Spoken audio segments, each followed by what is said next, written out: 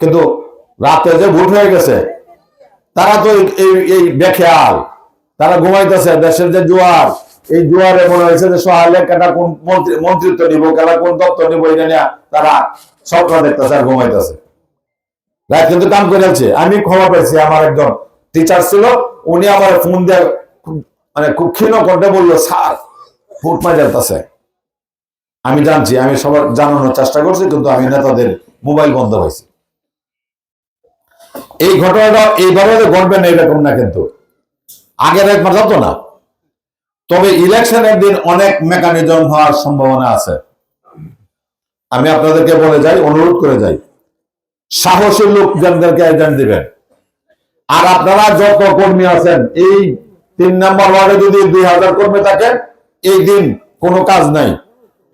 গরুর ঘাস খাওয়ানি, পানি খাওয়ানি, গরুর গোসল খাওয়ানি, এরকম কাজও নাই। একবেলা না খাই থাকি আমরা বহুদিন আছে না এরকম। আমরা যখন ঢাকা যাইবো আসা হয়েছে, তখন আমরা না খাই থাকি না। আবার এই যে 25 টাকা দাম লাগবো, এই যে 300 টাকা করে খাবার ইলাইতেন না, খাবার লয়ে দাম লাগবে, বাড়িতে হয় চিরা, মুড়ি, ডাল, এই যে রুটি, এগুলো নিয়ে যেতে হবে। রোজা থাকতে হবে, এই 25-12 তারিখে রোজা থাকতে হবে।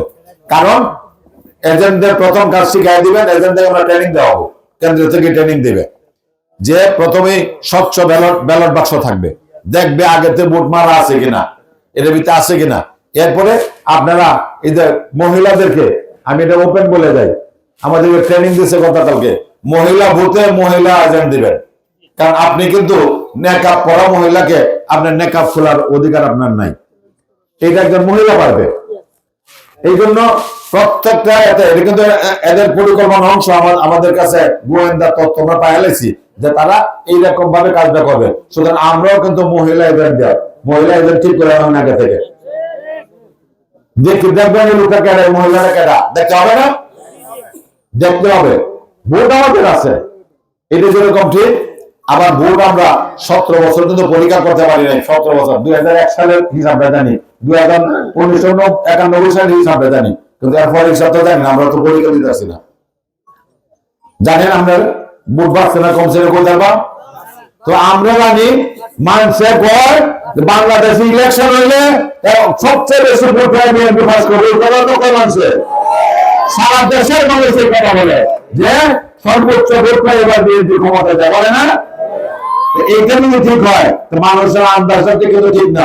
তবে আন্দাজটা কিন্তু বেঠিক না। তবে এই যে বলছি, আমাদের কর্তৃক নম্বর সব বলছে রোজা থাকবো, এই দিনটা তো রোজা থাকবো লাগবো। 17 বছরের যে নির্বাচনের যে স্বাদ, এইটাই বা মেরে তুলবো না। 17 বছর আপনাদের ছেলে মেয়েদের চাকরি হয়েছে, বলতে পারবেন কেউ যে চাকরি হয়েছে? ভাই ভাবতে বাদ দিয়েছে, আর না হলে ভেরিফিকেশন দেওয়া দিয়েছে। ভেরিফিকেশন আসছে, দেখছে বাপে কি হলে, মায়ে কি হলে, চাচাই কি হলে, চাচি কি হলে, খালা, খালু, মামা, নানা, দাদা, নানা পর্যন্ত খুঁজছে। খুঁজে দেখছে যে এখানে কোনো বিএনপির চিহ্ন আছে কিনা, শত্রু আছে কিনা, তাইলে বাদ। ঠিক আমার কথা ঠিক? এই দেশে একটা সুষ্ঠু প্রশাসন তৈরি করতে হবে না? তৈরি করতে হবে, কিন্তু সংসদ লাগবে, পার্লামেন্ট লাগবে। এই পার্লামেন্ট আসলে এই দেশটাকে সঠিকভাবে গড়ে তুলতে পারবে। আর তারেক রহমান সাহেব কিন্তু আপনাদের নিয়ে এবার কিন্তু গতানুগতিক ইলেকশনের জন্য উনি চিন্তা করেন না। আমাদের এক নেতা বলছেন ঢাকা দক্ষিণের, সে কিছু বলছে, আমি কিছু বলি। উনি পরিকল্পনা করছে, 1.5 বছর গবেষণা করছে যে দেশের মানুষকে উন্নতি করতে হলে কি করতে হবে। একটা কার্ড থাকবে, ফ্যামিলি কার্ড। স্যাম্পলটা কারো কাছে থাকলে আমি সহানি নেই, ভুল করে দিচ্ছি। স্যাম্পল ফ্যামিলি কার্ড, এই ফ্যামিলি কার্ডের মালিক হবে আমার, মানে অর্থাৎ যিনি এই পরিবারের কর্তা, ওনার স্ত্রী। কেন ওইটা ব্যাখ্যা দিছে, এই মহিলারা ঘুমাতে উঠিয়া করে ঘুমান, আরেকবার ঘুমানো যাওয়া বন্ধ, সারাদিন এখানে কাজ করে না। আমরা কিন্তু অনেক বিশ্রাম নেই, আড্ডা দিই, গল্প করি, অনেক কিছু, কিন্তু মেয়েদের কিন্তু কোনো বিশ্রাম নাই। আর যারা ছোট বাচ্চা আছে এরা তো রাত ঘুমো নাই, এদেরকে ইজ্জত দেওয়ার লাগি উনি সিদ্ধান্ত নিয়েছেন এই ফ্যামিলি কার্ডটার মালিক হবেন একজন মহিলা। এবং এই কার্ডটা দেয়া আপনি ওই মহিলা প্রতি মাসে 2 থেকে 2,500 টাকা নগদ, অথবা এই টাকার আপনার পণ্য দোকান থেকে, নির্দিষ্ট দোকান থেকে এই কার্ডের স্মার্ট কার্ড থাকবে, দোকান থেকে আপনি এই চাল ডাল তেল এই লবণ ইত্যাদি আপনি নিতে পারবেন বিনামূল্যে। নগদ টাকাও নিতে পারবেন, বিনামূল্যে নিতে পারবেন। এই ফ্যামিলি কার্ড সম্পর্কে বলা আছে যে প্রতি মাসে 2 থেকে 2.5 টাকা আর্থিক সহায়তা অথবা খাদ্য সুবিধা চাল ডাল তেল লবণ ইত্যাদি নেওয়া যাবে। এটা কি একটা ভালো সিদ্ধান্ত না? এবং মহিলাদেরকে অর্থনৈতিক নিরাপত্তা দেওয়ার জন্য যেগুলি সুবিধা আছে সেই সুবিধাগুলি উনি দিবেন। আর একটা কার্ড করবেন, এটার নাম হবে কৃষক কার্ড। এই কৃষক কার্ড দিয়ে আপনি ন্যায্য মূল্যে তেল ডাল ইত্যাদি আপনি নিতে পারবেন, ন্যায্য মূল্যে কীটনাশক নিতে পারবেন, সার বীজ দিতে পারবেন এবং আপনার চিকিৎসা সেবা নিতে পারবেন এই কার্ডটা দিয়া। এটা স্পান্স কার্ড থাকবে, স্মার্ট কার্ড। এই কার্ড যেখানে দিবেন সেখানে আপনি কাজ করবেন। এইটা দিয়ে আপনি স্বল্প সুদে ঋণ নিতে পারবেন। আপনার আরো যত সুবিধা আছে এই কার্ডটা দিয়ে, স্মার্ট কার্ড থাকবে, এটা আপনি নিতে পারবেন। আরেকটা বিষয় গুরুত্বপূর্ণ, বিদেশে যে আমাদের লোক পাঠাই, আমাদের ভাই বাচ্চা যারা বিদেশ যায়, এরা গিয়া কিন্তু খুব অল্প বেতনের চাকরি পায়, কারণ এরা ভাষা জানে না। ভাষা না জানলে আপনি ভাষাও বুঝবেন না, কাজ করবেন কি করে? কাজ জানে না, দুইটা জিনিস, একটা হলো কাজ জানে না, একটা হলো ভাষা জানে না। আরেক সমস্যা একেবারে সিদ্ধান্ত নিয়ে এটা ছাপাই দিছে আমাদেরকে যে উনি ক্লাস 1 থেকে আরবি শিক্ষক নিয়োগ করবেন স্কুলে, যাতে আরবি ভাষা শিক্ষা দেওয়ার বাধ্যতামূলক। বাংলা ইংরেজির সাথে আরবি শিক্ষা বাধ্যতামূলক। এতে দুইটা লাভ হবে, আমি বিদেশে গেলে চাকরি পাই, আবার আমি কোরআন শরীফ বাংলা অর্থ সহ করতে পারবো। দুইটা জিনিস লাভ হবে না? আরবি শিক্ষা বাধ্যতামূলক করবেন। আর অন্যান্য শিক্ষা ইটালিয়ান, ফ্রান্স, ওই জাপানি, কোরিয়ান ভাষা, এটা শিক্ষার ব্যবস্থা করে দিবেন উনি। এটা উনি ওনার পরিকল্পনা। এবং এই লোকগুলির যে দেশে যেটা ডিমান্ড বেশি, যেখানে প্লাম্বার, যেখানে আপনার ইলেকট্রিশিয়ান, যেখানে আপনার ওই যে বিদ্যুতের কারিগর, যেখানে এরকম কারিগর লাগে, যেটা যেটা লাগে যে দেশে যেটা চাহিদা বেশি, এটা উনি 3 মাস 6 মাসের ট্রেনিং দিবেন যুবকদেরকে, দিয়া কর্মমুখী শিক্ষা দিয়া পরে এই যে বিদেশ যাওয়ার জন্য আপনারা ক্ষেত বাড়ি বেচেন, কর্য করেন এবং আপনারা সুদ দিয়ে হালুন, এটা লাগতো না। সরকার আপনাকে আপনার ছেলেকে বিদেশ যাওয়ার টাকাটা দিবে। শর্ত হলো সে বিদেশে চাকরি নিয়ে তার বেতন থেকে কিস্তিতে কিস্তিতে আপনাকে টাকাটা সরকারের ফেরত দিবে। এটা একটা ভালো উদ্যোগ না? এই কর্মটা উনি করবেন, এটা ওনার সিদ্ধান্ত। আপনার স্বাস্থ্য সেবা সম্পর্কে ওনার সিদ্ধান্ত আছে যে উপজেলার যে স্বাস্থ্য কেন্দ্র আছে, ইউনিয়ন স্বাস্থ্য কেন্দ্র আছে, কমিউনিটি ক্লিনিক আছে, এইগুলিতে ডাক্তার এবং যথোপযুক্ত ঔষধের ব্যবস্থা করবেন। এই যে মরণ ব্যাধি, যে ঔষধ, ক্যান্সার, উচ্চ রক্তচাপ, হার্ট ফেলিওর, কিডনি ফেলিওর, এইগুলির চিকিৎসাতে জেলা পর্যায়ে ভালো মানের চিকিৎসা পায় এবং ন্যায্য মূল্যে স্বল্প মূল্যে ঔষধ পাওয়া যায়, এটার ব্যবস্থা উনি করবেন। এরকম অনেক পরিকল্পনা উনি করছেন।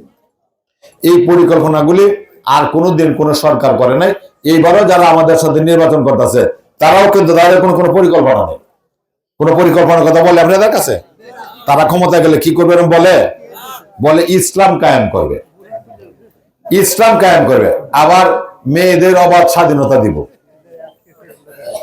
দুই মেরু তৈল না, আবার ইসলাম কায়েম করবো কারে দিয়া? ওই যে কি জানি নন্দী, কৃষ্ণ নন্দীরে নমিনেশন দিছে। কৃষ্ণ নন্দীরে দেখবেন ছবিটা, একটা মদের বোতল হাতে এবং পাশে একজন মহিলা। দেখছেন না? এটা দেখছেন কেউ? আমার কাছে কিন্তু ছবিটা আছে। কৃষ্ণ নন্দীরে দেওয়া ওনারা এখন ইসলাম কায়েম করবেন। ইসলাম কায়েম করবেন কিভাবে? যে পূজার কথা বলি, পূজাতে আমরাও যাই, এটা আমার দলীয় সিদ্ধান্ত, আমাদের রাষ্ট্রীয় দায়িত্ব। পূজাতে গিয়ে তাদেরকে নিরাপত্তার ব্যবস্থা করা, তাদের সাহস দেওয়া যে আমরা তোমাদের পাশে আছি। কিন্তু ওরা আমাদেরকে দাওয়াত করে, আমরা ওদেরকে দাওয়াত করি। তো ওদের দাওয়াতে গিয়ে যে আমি গীতা পাঠ করি, ওরা কি আমার প্রোগ্রামে কোরআন পাঠ করে? তাহলে এটার জব কি আমরা চাইতেন না? আপনারা এটার জব চাইবেন। কিন্তু বলে কি রোজা আর পূজা, আপনারা পূজা আমরা রোজা একই। হইল? ইমান থাকবে? আমাদেরকে ইমান হারা করার চেষ্টা করা হচ্ছে বন্ধুরা, আমার ভাইয়েরা আমার। আপনার গীতা পাঠ করে গিয়া আর এলো এই মন্দিরের সামনে দেয়া মাথা ঠেকাইয়া ভক্তি করে, এগুলি ইসলামের জায়েজ আছে? এটা কোন ইসলাম? এটা হলো ক্ষমতায় যাওয়ার ইসলাম। এটা ক্ষমতা যাওয়ার লাগে ইসলাম। আমরা অনেক দেখি, অনেক আরফান স্যার বলে গেছে যে অনেক ফেসবুক দেখলে দেখা যায় ওনাদের কীর্তিকলাপ কিরকম পরকীয়ার কীর্তিকলাপ আমরা দেখি, দেখুন না আপনার ফেসবুকে, দেখুন না? ইসলাম জায়েজ আছে এগুলি? আর এক নেতা নাকি বলছে কি জানি পড়ুয়ার, গোলাম পড়ুয়ার, উনি জামাত ইসলামের সেক্রেটারি, উনি বলছেন যে ধর্ষণের চেয়ে পরকীয়াতে নাকি শাস্তি কম, অপরাধ কম হয়। তাইলে কি একটা ফতোয়া দিলেন উনি দর্শন করা যাবে না, আর একবার বললো যে এই পরকীয়া করা যাবে, এটা কি ওরা ফতোয়া দেওয়া বললেন নাকি? এটা কিরকম মনে হয়? কথা বাইরে বলা যায় না? এইগুলি হলো ভাওতাবাজি। আর একটা বলছে যে আমার এক ভাই বলছেন যে জান্নাতের টিকিট বেছে, কোথায় আছে? আমি কোরআন শরীফ আরবিতেও পড়ছি, একটা সময় আমার কিউরিওসিটি হলো যে বাংলায় পড়ে দেখি কি আছে।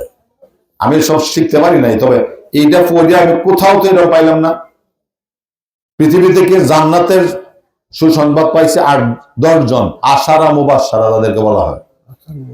10 জন জান্নাতের সুসংবাদ পাইছে পৃথিবীতে, মানে দুনিয়া থেকে। আর আমনের নামাজ পড়লেন না, রোজা রাখলেন না, মানুষের বালা কাজ করলেন না, মানুষের কাছে লাইট কাটলেন, মানুষের টিয়া মারি দিলেন, এই বাহিনীদের সদে টিয়া দিলেন না, গালি দিলেন, আপনার গায়ের জোরে আরেকবার মারপিট করলেন, সন্ত্রাস করলেন, চাঁদাবাজি করলেন, খালি আপনার মা হেওয়ানকে ভোট দিলে আপনি ব্যস্ত দেন টিয়া, ব্যস্ত তো হস্তা। এগুলি ভাওতাবাজি ভালো না। আমি তাদেরকে বলি, হ্যাঁ আমার এমপি হওয়ার জান্নাতে যাওয়া আমার বেশি জরুরি। আমি তাদেরকে বলি, সব জায়গায় বলি, আপনাদেরকে সাক্ষী রেখে বলতেছি, যারা এরকম কথা বলবেন তাদেরকে বলবেন আমাকে দলিল দেখাক, আমাকে দলিল দেখাক, আমি ইলেকশন করবো না, আমি ইলেকশন ছাড়ে আমি আপনার জান্নাতে দেবো, দলিল দেখায় যাবো না। তাদের মনে এই ভাওতাবাজি বাটপারি এইরকম করলে আমি বিশ্বাস করবো না। তো আমাকে দেখাক, আসুক আমার কাছে, তাদের কত বড় মৌলানা আছে, আসুক, তারা আমাকে প্রমাণ দেখায়, বলুক যে এই যে আছে কোরআন শরীফে আছে, আপনি ইলেকশনটা সাইডে জান্নাতে দেন। আমি তো এর আগে যাই। আমার সাধারণ মানুষকে, মা বোনদেরকে বেশি বোঝাইতেছে, আমার মা বোনদেরকে, আপনার প্রত্যেকের অধীনস্থ যারা মা বোন আছেন, আপনার যারা আছেন তাদেরকে বলে রাখবেন, এদেরকে যেন কোনোভাবে যেন এই কথা না দেওয়া হয়।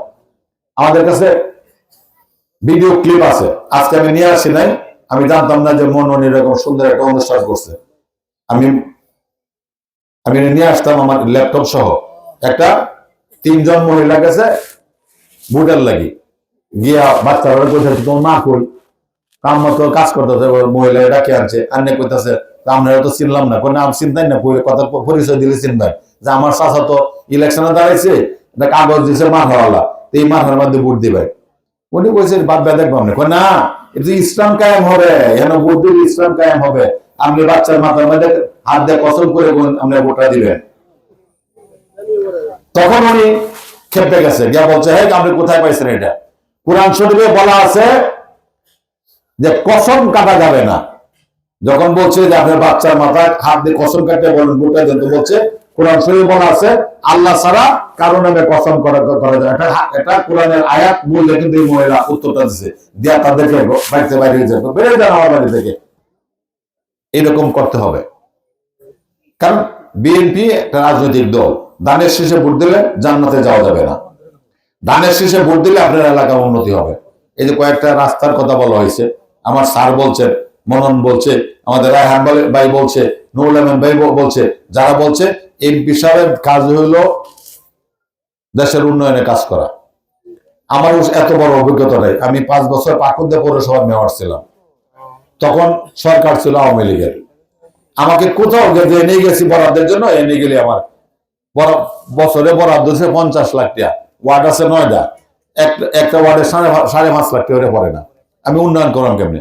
একটা রাস্তা করলে তখনকার সময় আমি যখন মেয়র ছিলাম অন্তত কমপক্ষে 1 কোটি টাকা লাগে, এমনি সেটা রাস্তা প্রজেক্ট করা যায় না। আমি যখন কোথাও পারি না, তখন আমার মনের মধ্যে একটা জিদ আসলো, আমার মানুষের ভোট দিয়ে মেয়র বানাইছে, আমি অন গেলে সরকার আমার টাকা দেয় না, আমার যদি 5 বছর মেয়াদ গেলে পরে তো আমার এই পাবলিক আমারে বকবো, আমার মা বাপ তুলেও বকবো, আমার তো কোনো অপরাধ নেই। আমি তখন চেষ্টা করি জাইকা, জাপানের একটা প্রজেক্ট আছে নাম জাইকা, আমি জাইকার অন্তর্ভুক্ত করছি পৌরসভাতে করে, ওইখান থেকে আমি 30 কোটি টাকা আনছি উন্নয়নের জন্য। এবং নতুন একটা গাড়ি দিচ্ছে আমার, গাড়িটার দাম তখনকার সময় 48 লক্ষ টাকা, এখন ব্র্যান্ড নিউ গাড়ি। এবং আর একটা প্রজেক্ট আছে ওইখান থেকে আনছি 20 কোটি টাকা, 50 কোটি টাকার কাজ আমি করে রাখি আসছি। গা দেখার পাকন্দে পৌরসভার যে রাস্তাগুলি আছে সবগুলি আমার হাতের করে। এরপরে আরো 2জন মেয়র হয়েছে, আওয়ামী লীগের মেয়র হয়েছে, আমার যে রাস্তা দিয়ে মেরামত করতেছেন। কাজ কিভাবে আনতে হয় জানা আছে। বিএনপি যদি সরকার গঠন করে, আমি যদি বিএনপির এমপি থাকি, তাহলে আমাকে বিএনপির সরকার, আমার বিএনপির মন্ত্রী আমার টাকা দিতে বাধ্য। আমার হিসাব টাকা তুমি আনবই, যেটা কোটিয়াদি বাকন দেওয়ার জন্য থাকবে, এই টাকা তুমি আনবই। এরপরে ফাও আনবো, আরো বেশি আনবো, আরো বেশি আনবো, আরো বেশি আনবো। আমি হতে পারলে আমার যে হাসপাতালে ডাক্তার থাকতে হবে, ওষুধ থাকতে হবে। আমার এই যে বিধবা ভাতা বা বয়স্ক ভাতার জন্য যে টেহাদর ঘুষ লাগে, এই ঘুষ যা নিবে সে আপনার, আমি যদি জানতে পারি তাহলে টেহাটা আপনার বাড়ির পুতলাটা বান দেয়া, তাই বন্ধের বাড়ি দেয়া, ওই তো পুতলা বান্ধে জানতে লাগবো, এই পুতলা দিয়ে জানতে লাগবো। এই কোটিয়া দিয়ে বাপন তার জায়গা হবে না। ওইটা গেলে খারিজা লেগে গেলে টেহা লাগে, সেবার লেগে গেলে টাকা লাগে। আমি আপনাদের কথা দিতে চাই, আমি আর কিছু না পারি, এই ঘুষ দুর্নীতি বন্ধ করে দেবো ইনশাল্লাহ। আর আপনাদের দাবি দেওয়ার কথা বলে পার্লামেন্টে আলোচনা হবে। আমি আমার গলা দিয়ে আমি পার্লামেন্টের মন্ত্রীর উদ্দেশ্যে, স্পিকারের উদ্দেশ্যে, প্রধানমন্ত্রীর উদ্দেশ্যে বলবো, আমার কোটিয়াদি বাকনদের এই সমস্যা, এই সমস্যা, এই সমস্যা, এই সমস্যার সমাধান করতে হবে। আমার সমস্যার সমাধান না করলে আমার গলা আরবি এই মন্ত্রী বন্ধ করতে পারবে না। এটা আমার বিশ্বাসের কথা বলতেছে, এটা আমি বিশ্বাস করে ধারণ করি। আমি এইভাবেই চলি আমার সারা জীবন। আমি এইগুলি বলতে পারি। এটা যারা গেছে মহাসচিবের সামনে একটা বক্তৃতা দিয়েছেন, আছে কি না কিশোরগঞ্জের সম্মেলনে মহাসচিব গারুল দেয়া তালি দিতে বাধ্য হয়েছে। এইরকম গুলি, এই বিষয়গুলি পার্লামেন্টে হলো আলোচনার জন্য। এখানে আইন পাস হবে, এখানে আপনার বরাদ্দের এই ফাইনাল এখানে হবে। অনেকে কথা বলতে পারবে না, সে বরাদ্দ দিতে পারবে না, কিন্তু আমার বরাদ্দ দিতে হবে। আমার স্কুল, কলেজ, মাদ্রাসা, মসজিদ, মক্তব এবং কোথাও কোথাও অন্যান্য ধরনের উপাসনালয় সহ এই রাস্তাঘাট, পুল কালভার্ট, যে নদী খনন করতে হবে, এসব সব জায়গাতে বরাদ্দ দিতে হবে। নাইলে এই মন্ত্রীকে এই পার্লামেন্টে আমি দাঁড় করে তাকে এই কথাগুলি শোনায় দিব, অন্তকাল শুনতে হবে। আমি কথা বাড়াতে চাই না। আপনারা এই গ্রামের মানুষ অত্যন্ত সজ্জন এবং এখানের সবাই যেভাবে আজকে কথা বলছেন, আর অনেকেই বলতে পারেনি, আমার স্বপন ভাই, আমার এই মেনু ভাই, আসাদ রেজা, তারা কথা বলতে পারেনি। তাদের কথা অনেক মূল্যবান কথা বললো হইলে, কিন্তু সময়ের জন্য বলতে দেওয়া যায় নাই।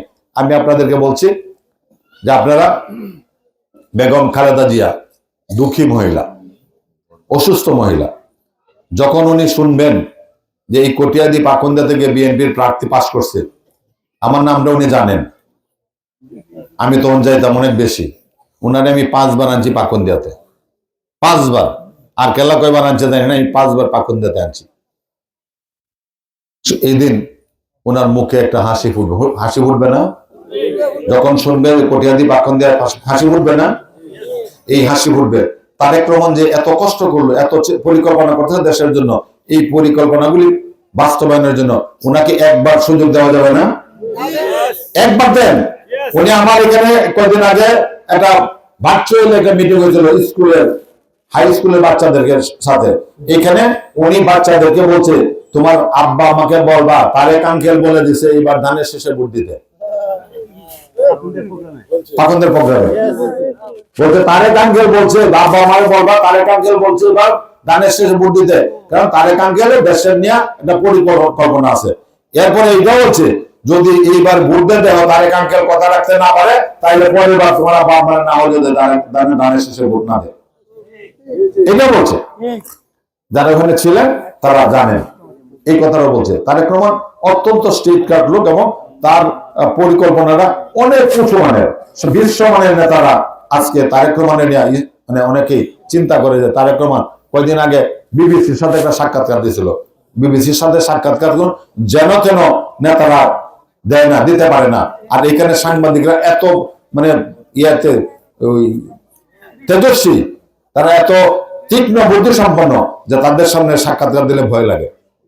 আর এখানে তারেক রহমান এমন সাহসের সাথে উনি মোকাবেলা করছেন যে সারা পৃথিবী যাওয়া ওনার প্রশংসা হচ্ছে, ওনার প্রশংসা হচ্ছে। ওনাকে বলছিল যে আপনারা তো মনোনয়নের বাণিজ্য করেন। উনি তখন জবাব দিছে যে বিএনপি মনোনয়ন বাণিজ্য, বিএনপি মাঠ পর্যায়ের নেতাদের যোগ্যতা যাচাই করতেছে, তাদের জনপ্রিয়তা যাচাই করে নমিনেশন দিয়ে বিএনপি কোনো মনোনয়ন বাণিজ্য করে না, বলে না, এই কথাটা বলছে। সুতরাং আমি কথা বাড়াতে চাই না, অনেক রাত্রি হয়েছে, আপনারা অনেক সময় দিয়েছেন। এখানে এই মননের আত্মীয়তা আমি আজকে গ্রহণ করছি, আমার ভাতিজা, তার আব্বা আমার স্যার। আমি আপনাদেরকে এখানে এটুকু বলতে চাই যে মনন বা আমাদের আরফানুদ্দিন স্যার এর কথার বাইরে, আমাদের নুরুল আমিন ভাই, আমাদের পিন্টুর কথার বাইরে এই বনগ্রামে কাজ হয় না। আমি এমপি হতে পারলে এখানে এসে বসবো আপনাদের নিয়ে, আপনারাও পরামর্শ দিবেন কোন কাজটা আগে করতে হবে, আপনাদের পরামর্শ মতো কাজ করবো। কারো যেটা গুরুত্বপূর্ণ না, ব্যক্তিগত এর জন্য আমি কোনো কাজ করবো না। আমি আপনাদের পরামর্শ নিয়ে কাজ করব, এবং কাজের জন্যই আমি আমার আল্লাহর কাছে বলছি, আমি নামাজ পড়ে আল্লাহর কাছে বলি, আল্লাহ আমার নেওয়ার যদি সহি থাকে আর আমাকে যদি জনগণের খ্যাতমত করার জন্য, সেবার জন্য তুমি যদি কবুল করো, তাইলে আমার পাশ করে। আমাকে কিন্তু আল্লাহ, মহান আল্লাহ রাব্বুল আলামিন কিন্তু আমাকে অনেক ইজ্জত দিয়েছেন। দেখেন যে আমার ইজ্জতটা কত বড় দিচ্ছেন, কত জায়গায় কত খুব বিক্ষোভ হইতেছে না। এই পাকন দিয়ে কটিয়া দিতে কোনো বিক্ষোভ আছে? আমাকে, আমি নমিনেশন পাওয়ার খবর হয়ে আমি দৌড়ে চলে আসছি আগে দিলীপ খানের কাছে।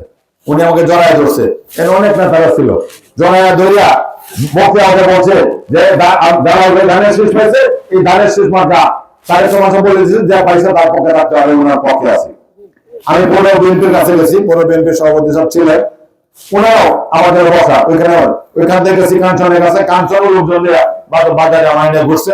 আমাকে আকিল সাহেব ওনার বাড়িতে লোকজন ডাকিয়ে আনিয়ে ওইখানে আকিল সাহেব বলে দিয়েছে যে ধানের শেষ জালাল ভাই, আমরা সবাই জালাল ভাই ইলেকশন করবো, আপনারাও করেন।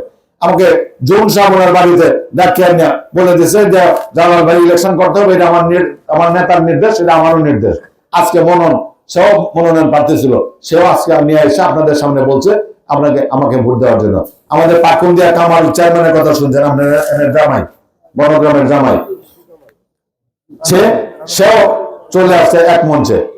আহমদ ফারুক খুকন ছিল, সেও এক মঞ্চে চলে আসছে। আলহামদুলিল্লাহ, আমি আল্লাহর কাছে কৃতজ্ঞতা জানাই, আলহামদুলিল্লাহ বলি এই কারণে যে আল্লাহ আমাকে অনেক ইজ্জত সম্মানের মালিক করেছেন, আমার নিয়ে কোনো বিতর্ক হয়নি কটিয়াদি পাকুন্দিয়াতে। ঠিক, এখন বিষয়টা আপনাদের হাতে। আপনারা যদি একটু পরিশ্রম করেন, একটু পরিশ্রম, 17 বছর এত ত্যাগ করে এই শীতের রাইতে আপনি বন্ধ ঘুমাইতেছেন, আপনি জারে জঙ্গলে ঘুমাইতেছেন, তাহলে এই 12 তারিখে কেন্দ্র হয়ে একটু ঘুরে আপনার আগে নিজের পরিবারের খোঁজ নেন, আপনার ছেলে মেয়েদের খোঁজ নেন, আপনি আত্মীয় স্বজনের খোঁজ নেন, জ্ঞাতি গোষ্ঠী যারা তাদের খোঁজ নেন, তারপরে এলাকার মানুষের কাছে ধানের শেষে ভোট চাইবেন। এই যে কথাগুলি বলছি, বিএনপি ক্ষমতায় গেলে আপনার মানুষ শান্তিতে থাকবে। যে আমার কথা বলি, এই কটিয়াদি পাকুন্দিয়াতে যে দলই করুক না কেন বা যে ধর্মের হোক না কেন, শুধু দোষী মানুষের জন্য আইন থাকবে, আইন প্রয়োগকারী সংস্থারা শুধু দোষী মানুষকে খুঁজবে, কোনো ভদ্রলোক কোনো ভালো মানুষকে খুঁজবে না। এটা আমি কথা দিতে চাই। সে হোক না আরেক দল, সে হোক না আরেক ধর্মের, কিন্তু তারা শান্তিতে থাকবে। তাদের বিনা কারণে শুধুমাত্র পুলিশের কাজ হবে দুষ্টের দমন করা, শিষ্টের পালন করা। আপনাদেরকে নিরাপত্তা দেওয়া থাকবে পুলিশের কাজ। আর দুষ্ট যারা খুন করবে, রাজধানী করবে, ধর্ষণ করবে, ডাকাতি করবে, ছিনতাই করবে, এরাই তো পুলিশ ধরবে না, এটা ধরতো না, এরাই পুলিশ ধরবে। পুলিশের কাজ হলো ওদের দমন করা আর আপনাদেরকে নিরাপত্তা দেওয়া, এইটা কাজ থাকবে। অনর্থক একজন মানুষকে নিয়ে হয়রানি করিয়া চেয়ার নিয়ে ছাড়বো, এটা যদি আমাকে আপনারা জানাইতে পারেন আর আমি এমপি তাই, আমি আপনাদের কথা দিতে চাই, এই টাকা এই ডালগা ফেরত দিব, দিয়া ফুটলাটা বাদ দেয় এই কটিয়াদি ফাঁকুন্দিয়াতে দমকে লাগবো, এইখানে তার জায়গা হবে। এটা দারোগার কথা বললাম, আরো তো অফিসার আছে, বড় অফিসার আছে না, তারাও যদি করে তাদেরকেও যাইতে হবে। এই কটিয়াদি পাকুন্দিয়া ঘুষখোর কোন অফিসার থাকতে পারবেন, এটা আমি আপনাদের কথা দিতে চাই। এইরকম কথা, শুধু এইটুকুই। আমি আপনাদের লোক, আবার আস্থা রাখতে পারেন, এবং সুখের দিনে দুঃখের দিনে আমি আপনাদের পাশে থাকবো। শুধু খালি এই সুখের দিনে এলাম, দুঃখের দিনে আইতাম এলাকা। নেতার কাজ হইলো দুঃখের দিন এই কর্মীর পাশে থাকা। আমাকে দিচ্ছে কিন্তু এই কারণে, আর কোনো যোগ্যতা আমার নাই। আমার 48 বছরের জীবনে, রাজনৈতিক জীবন, 1977 সালে হান্না ভোট দিয়ে শুরু করছি, 78-এ রাষ্ট্রপতি নির্বাচন, এরপরে 24 আমি থানা ছাত্র দলের প্রতিষ্ঠাকালীন সাধারণ সম্পাদক ছিলাম। আমি থানা বিএনপির 24 বছর সাধারণ সম্পাদক ছিলাম। আমি 2009 সাল থেকে আজ পর্যন্ত উপজেলা বিএনপির আহ্বায়ক এবং সভাপতি দায়িত্ব পালন করছি। এবং এই যে আইন অঙ্গনে যত মামলা হয়েছে আমি সহ, এই কটিয়াদির আসামি যারা হয়েছে জিজ্ঞাসা করবেন, এই জেলার যত মামলা আসামি হয়েছে সকল মামলার উহালতি করছি আমি আমার নেতাদেরকে নিয়ে, আমার উহিল সাহেবদের নিয়ে। আমি দলের সাথে আমার একদিনের গ্যাপ নেই। এইটাকে মূল্যায়ন করিয়ে আমাকে নমিনেশন দিছে, আর কোনো যোগ্যতা আমার নাই।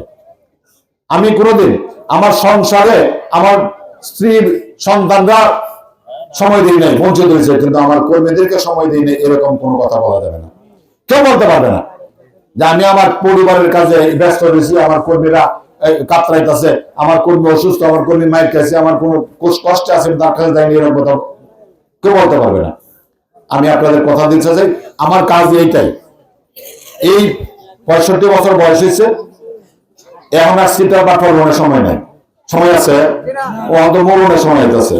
আমি আপনাদের যদি আল্লাহ সুযোগ দেয়, আপনাদেরকে যে কথাগুলি বলছি, আমি আমার অন্তর দিয়ে, আমার জান দিয়ে, আমার যতক্ষণ জীবন থাকে ততক্ষণ পর্যন্ত চেষ্টা করব এই কাজগুলি রক্ষা করার জন্য।